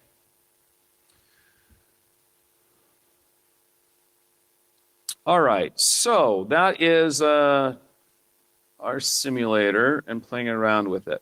Now we can go ahead and we can try to automate this and do something more with this tool. So instead of just going through and doing single reads like I was just doing, we can go ahead and we can try to throw this in different types of bash scripts to have it grab even more. So if you really wanted to, you could throw it in a bash script, give it some type of a range, so for I in some type of a range, then go ahead and do a read and have it read as many values as you want. So it stopped me from reading more than 125 values. If I want to read 1,000 values, stick it into a little script to go through and to change those values. Okay, so if I come in here, I'm just going to cheat and paste this so I don't have to type the whole thing. Let's hope it actually comes across cleanly over here. Yes, it does. So there's all of my coils just going through and reading multiple different coils inside of this system, reading 1,000 of them. Okay, so this is a great way to go through and do the enumeration, and this is what I'm trying to add default in the tool so you don't have to script anything. So you can go ahead and you can change those values for enumerating them, or you can go ahead and if instead you want to try to monitor the values in the coils, so kind of similar to how the Modbus servers do, they're constantly polling to see what's there, you can write your own little script to go through and start monitoring which register values are changing. So if I was to come in here, oops, let me change the number here. So I'm doing MBT get. My mic doesn't like me hanging over that far. Let's look at address 0, because that's the one that's constantly changing. Okay, so if I want to just constantly pull that device, you can go through and see what time that is and what that value is actually changing to over time. So if you're an attacker and you don't have access to the tools, this is one thing that attackers will commonly do, is they'll pull your own devices, see what you're actually changing. If they don't have access to the traffic, they'll just keep on asking and try and see what's going on inside the device. So this is one of the things you want to try to detect from a defensive perspective, is trying to detect when people are generating new traffic inside that network.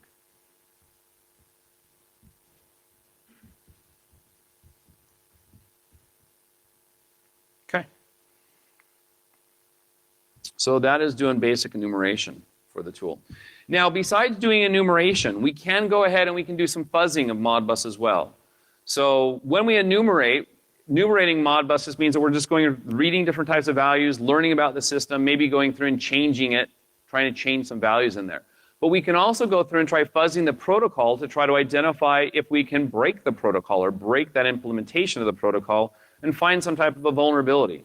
Now, this is beneficial. If we can find a vulnerability like a buffer overflow, literally using some simple protocol like Modbus, we might be able to find or write some type of a Metasploit payload and be able to gain an interpreter instance on the master server themselves. Okay, so a lot of times inside of our control networks, they'll have the master server, and that master server will be talking to some type of a PLC speaking Modbus or a control system protocol, and they automatically think, well, that's just a control system protocol. But in reality, that's all that, it's a TCP/IP connection that we can generate and do anything we want with if we take over the process on one of the ends. So by finding a vulnerability and uploading some type of an interpreter payload through Metasploit, we can gain control over that upper end point and be able to have a presence on that server, even in something as simple as Modbus. Okay, so that's probably one of our biggest concerns when we talk about security, is somebody not just getting their hands on a PLC, but somebody getting their hands on a PLC, replacing it with their own tool, and then trying to attack the master servers from that network point. Okay, so when we're doing fuzzing, we can go through and we can try to put in different, or try to speak that Modbus protocol, but try to randomly change, either purely random or more strategically, trying to cause different types of crashes or freezes inside of the instance. So when we do fuzzing, what we're really looking for is a way to freeze the process or stop the process or watch that process to go through and restart, or have some other type of strange errant behavior inside of that process. Okay, now when we're doing this, there's a couple ways we can do fuzzing. We can go through and we can do mutation-based fuzzing, which means that I capture some Modbus traffic, I feed that into a mutation fuzzer, and it uses that PCAP to generate variations or mutations of that traffic to try to attack the endpoints to it. And we can attack the PLCs in the requests, or we can go ahead and we can set up the servers to keep on pulling something, and I can set up my fuzzer as a virtual PLC and have it reply to that master's request so I can actually fuzz the master. Now, when people are doing fuzzing, guess which one most people are fuzzing? Most people are fuzzing the PLCs. Most people are actually generating the fuzz messages, sending the request back out. A lot of people that are doing fuzz testing, they're not fuzz testing the servers because you have to come back in on a reply. So you have to find the server, you have to set up the server to start doing polling, and then you have to pull as fast as you can so that way I can go ahead and keep on trying to attack that master process coming back in. In fact, it's been such a problem that we've found over the last couple of years, our ICS protocols, there's been a number of different vulnerabilities that have affected the clients, but not a lot of vulnerabilities were ever reported that affected the servers on the response messages until a group of individuals wrote a tool called Aegis, which we'll talk about in just a minute, that went through and could fuzz either end of that conversation. And after their tool was out, they actually started doing the server side, and almost every single server implementation they tested for the DMP3 protocol, so kind of the replacement protocol for Modbus, a more advanced one. They found almost every single server instance actually had serious high-level vulnerabilities built into it. And so they ended up having like 30 different vulnerability bulletins come out for 30 different products from ICS CERT, which is one of the big clearinghouses for all of our vulnerabilities for the ICS community. Okay? So mutation fuzzers work really well because we just simply grab a PCAP file and it just changes it. The fuzzer doesn't need to necessarily know a lot about the protocol. And so mutation fuzzing is kind of an easy way to do things. Generation-based fuzzers often can be a little bit more targeted, but the problem is in order to use a generation fuzzer, you have to train that fuzzer how to speak the protocol. Okay, so most of the best fuzzers out there will generally have a combination of both capabilities. They can do mutation or they can do generation. Generations often are the best because we can go through and do generation fuzzing and say, hey, focus on this section, and this section, and focus on these ranges that are outside of the spec that we aren't really defined on how they're supposed to work. And then they can do a better job at, hopefully have a higher odds of finding vulnerabilities inside of the system. Now, there's lots of different tools that are out there. We end up having two different fuzzers inside of Samurai STFU for our purposes. We have one fuzzer that's called Peach Fuzzer. Have anybody used Peach Fuzzer before? Okay, Peach Fuzzer, great fuzzer. So I used to use Sully a lot. Sully used to be one of my favorite fuzzers that was out there. It was written in Python. But Sully just really doesn't have a lot of support. It hasn't been maintained for years and has some weird fluky things to it. Peach Fuzzer is one that has been maintained, and there's a professional company behind it, so you can actually buy commercial support or just use the free version of it. The first two versions of Peach Fuzzer were written in Python.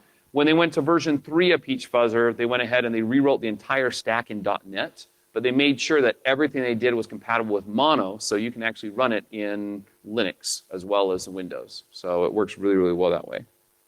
Okay, Aegis is another fuzzer that's out there. Aegis is a fuzzer that's written in C. It's one specific for ICS protocols. It is a proprietary, closed source protocol that's out there, but we happen to have a version of it for the first release of it was released here inside of our distribution. We do have the initial release of Aegis, which they did release to the public. All future version of Aegis after that were closed source.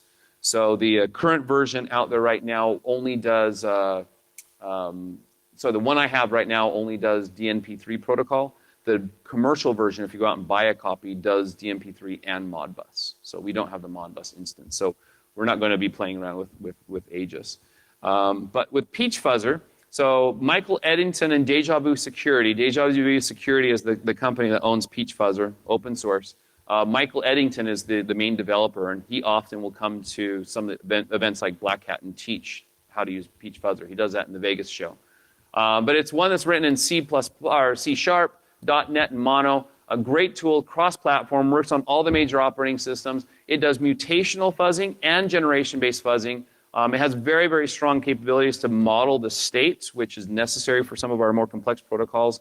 And it's nice because it has pluggable I/O adapters, which means that you can use Peach Fuzzer to go through and fuzz file protocols. Like, so you have an application that opens up a file like a Word document. Okay, you can use Peach Fuzzing to do that. You can use Peach Fuzzing for network communications. You can even use Peach Fuzzing for hardware. Okay, so I taught the last 2 days, yesterday in the Assessing and Exploiting Control Systems class, our class went ahead and we were working with embedded protocols like SPI and I2C. You can actually fuzz I2C and SPI with Peach Fuzzer.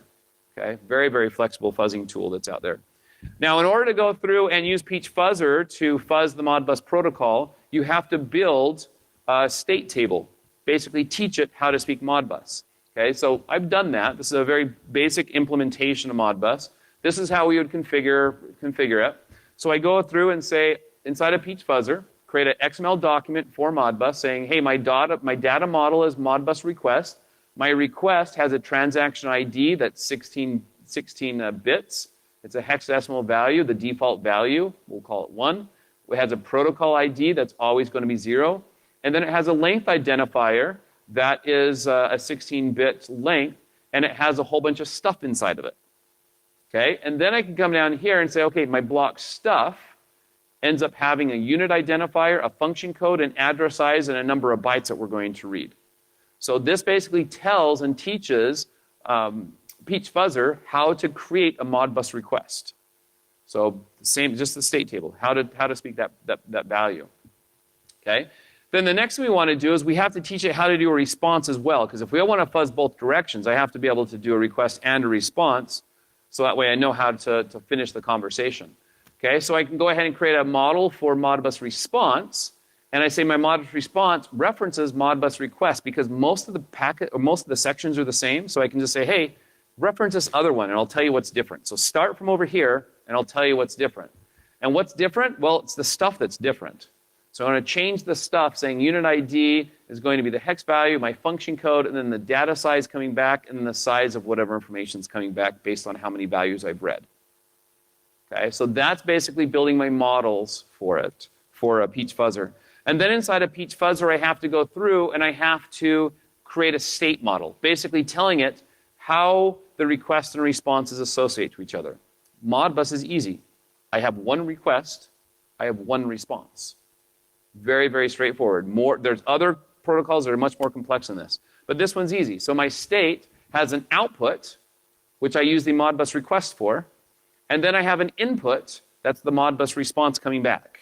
So it's a very, very simple state model. If you start modeling other protocols, it gets much more complex than that. Okay? And then for my agent, I can go through inside of, I want to have some type of an agent that's monitoring what's going on to be able to detect when there's been some type of a crash. I can go through and say monitor class is going to be PCAP. So the way I'm going to monitor this fuzzing instance is with a PCAP file, have it capture all that traffic. Okay? The device that I'm capturing on is just my loopback address because I'm doing this to my fuzzer locally, my Modbus PAL simulator. I'm going to be working on port 502. The host that I'm talking to is my loopback address. So this is configured to work with Modbus PAL fuzzer that I've already created.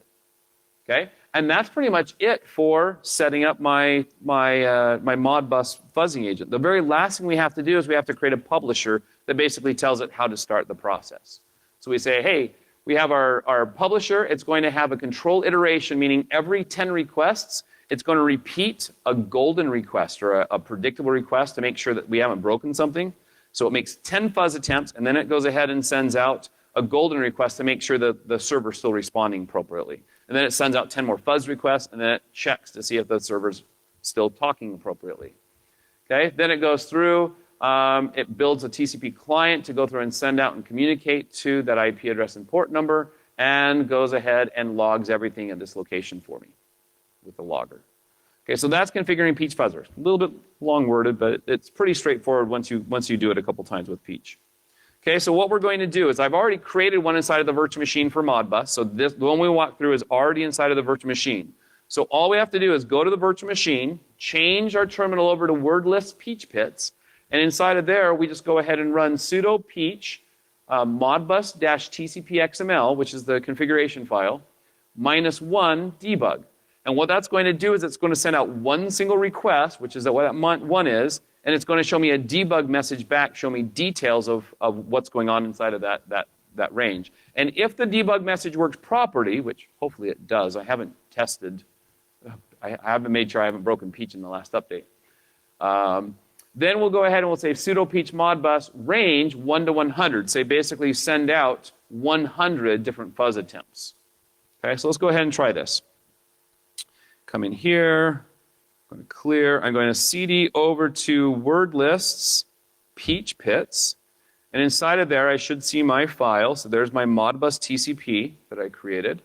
I'm going to go ahead and run sudo peach modbus XML. Tell it that I want to do a test of 1 and --debug. Okay, so it starts up Peach, it parses the file, it parses it okay, looks everything good. Validation not supported in the model runtime. Okay, so that seems to everything look good there. Let's go ahead and change this now and go ahead and do, let's see, range 0 to 100. Range 0, 100. Starts up Peach, goes ahead and starts doing the testing string, and then it starts going through and sending the fuzzing attempts that are out there. So this is the 4th message it's sent, then the 4th, the 5th message, the 6th message, 12th message. If I scroll back up, remember how I said to do a control iteration every 10? The control iteration is right here. So I have 9, C10 is my control iteration. That's that golden packet to make sure everything's working properly. And then it sends out my fuzz attempt number 10. Okay, so this is the golden packet, make sure it works. If that failed, it went ahead and sent the next message. So that passed. We scroll down a little more, 12, 13. Okay, control iteration 2. That worked because it kept on going. If it ever gets to a control iteration that fails, it'll stop the fuzzer. There's control iteration 3, so that seemed to work okay. Oh, it's doing number 4 now.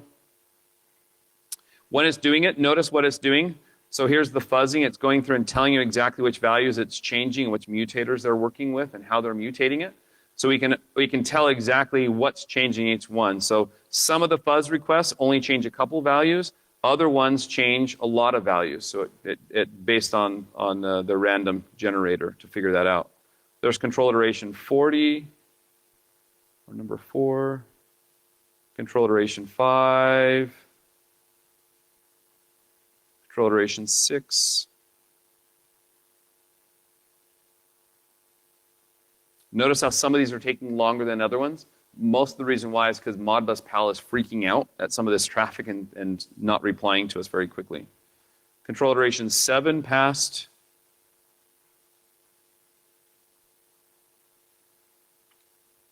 Okay, and so this is slow. This is not Peach that's slow. This literally is Modbus PAL that's replying slowly to it. And I'll show you, if we have time, maybe I'll show you Aegis real fast. Actually, we're not going to have time because we're right at the very end. So we're about 6 minutes left. Anyway, so that's going through and fuzzing. And usually if you keep on running this, looks like we're actually going to make it through all 100 iterations just fine. But if you're doing this on your own machines, did anybody have it stop on one of the control iterations? About 50% of the times, it'll stop at one of the control iterations before 100. Okay, and then the other 50% of the time, it actually makes it. So it all depends on the random traffic that you're actually sending to see if it worked or not. And mine actually successfully passed all of them without any issues. Okay? So that is fuzzing Modbus. So we can do enumeration on Modbus. We can do fuzzing on Modbus with a tool like Peach. Okay? So that's pretty much it for our workshop. We have about 5 minutes left before we get to our lunch break. So let's go ahead and open that up for questions. Does anybody have any questions about Modbus or just the material in general that we've been discussing this morning?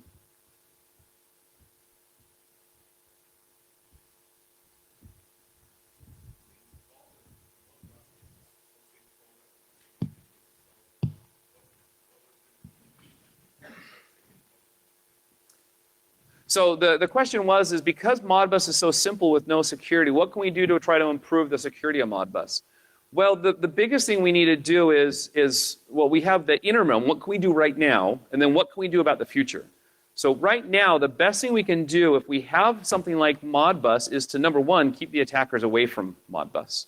So we want to go through and make sure that if you're an organization that's control networks, make sure you have good internet perimeter defenses, because that's where most of the attackers are coming from. Make sure you have good perimeter defenses between the corporate networks and the control networks. And inside of the control network, you should not have any device inside of the control network. No workstation should be able to get to the internet. You shouldn't be surfing, you shouldn't be able to even get to email inside of the control network. What we recommend is control engineers, if they need to get to corporate email, they have a corporate machine to do that. And to work in the control network, they have a control machine to do that. And so we have a very, very tight perimeter between control and corporate. And then inside of the control network, you want to have multiple different perimeters there as well. So defense in depth, keeping the attackers away. So that's the first thing we do. If we ever have Modbus that needs to pass some type of a link that has a higher chance of being attacked, maybe some type of remote connectivity, make sure you throw it through a VPN tunnel. Okay, which the VPN tunnel will give you a way to be able to do authentication and encryption to protect that traffic there.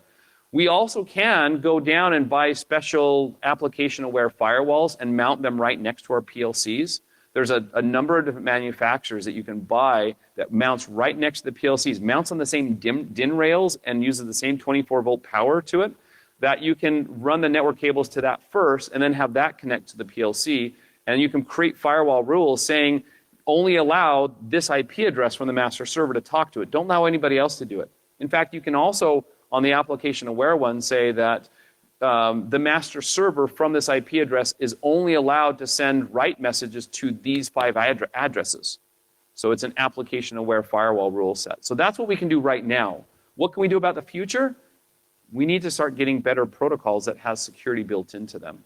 And IEC, one of the international, probably the most common or the biggest international standards body that works with our ICS protocols, they currently have a working group set up right now to go through and create security, authentication, and package signing and optional encryption on a lot of the protocols that are out there right now. So there's some protocols that have it, like DNP3 as a replacement for Modbus, and there's a secure version of DNP3. That's an option to use. There's also 61850 MMS, which is an option that we can use as well.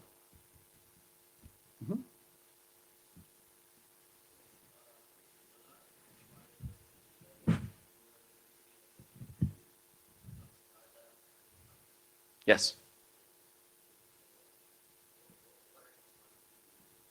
So the scanning objects that will go through and do it, most of the policies, if you look at something like Nmap, there's a Modbus NSE script for Nmap, and all it does is enumeration. So if it finds something on port 502, it goes through and it tries to pull down identifiable information for unit ID 1, maybe more, depending on if you tweak that NSE script. If you look at things like Nessus and Qualys has some audit capabilities for some ICS protocols that are out there. If it's Modbus specific, it's probably enumeration type information. If it is something that is product specific, so talking about a specific product from a vendor, what that will usually do is it will log into the Windows or the Linux server via RDP or an SSH shell. It'll go through the configuration files and look for different settings inside of their secure settings. There's a company out there that it's called Digital Bond. They created a free project called Bandolier, which has a lot of different audit policies that you can feed inside of Nessus. And that's been the source for a lot of what the scanning vendors have done for vulnerability scanning tools. Yeah, but port scanning and vulnerability scanning, field devices like PLCs, you have to be very careful. It's very easy. It's not uncommon for you to actually crash them because the PLCs don't have good capabilities inside of their tools. Okay. Any other questions?